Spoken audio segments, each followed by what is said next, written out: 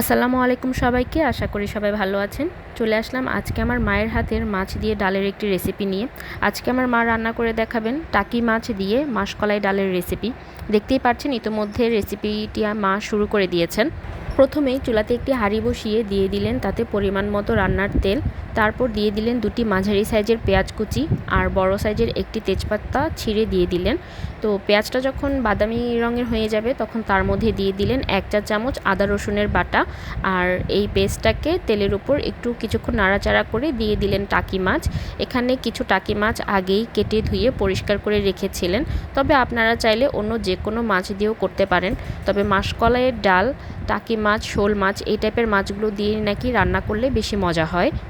তো তেলের উপর মাছগুলো কয়েক সেকেন্ড একটু নাড়াচাড়া করে নিয়ে দিয়ে দিলেন তাতে কিছু গুঁড়া মশলা। আর গুঁড়া মশলা দেওয়ার সময় চুলার আঁচটি একেবারে লো করে রেখেছিলেন।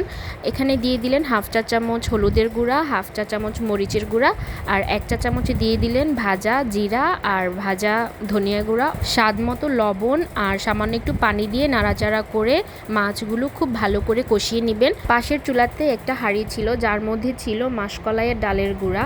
তো সেই ডালের গুঁড়াটাকে প্রথমে খুব ভালো করে টেলে নিয়েছেন, তারপর তার মধ্যে গরম পানি দিয়ে সেই ডালের পানির মিশ্রণটা এই কষানো মাছের মধ্যে ঢেলে দিলেন।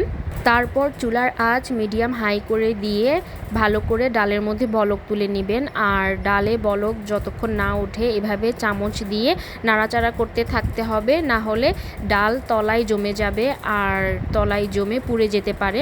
এভাবে নাড়াচাড়া করে 1 থেকে 2 মিনিট ডালটা একটু সেদ্ধ করে নিয়েছেন। তারপর সবশেষে কাঁচামরিচ ধনেপাতা দিয়ে আরও 1 মিনিটের মতো রান্না করে নিয়েছেন।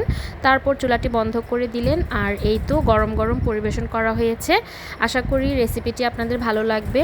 আজকের মতো এখানেই বিদায় নিচ্ছি। সবাই ভালো থাকবেন, সুস্থ থাকবেন। আল্লাহ হাফেজ।